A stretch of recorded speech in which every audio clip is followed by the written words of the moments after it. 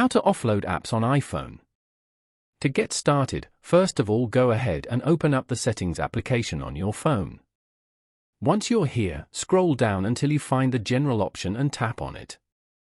Inside the General menu, tap on iPhone Storage. Below this, it lists all the installed apps. Find and tap on the app you wish to offload. Tapping on the app opens a new screen with two options. Tap on Offload app. This is the best option if you plan to use the app again in the future.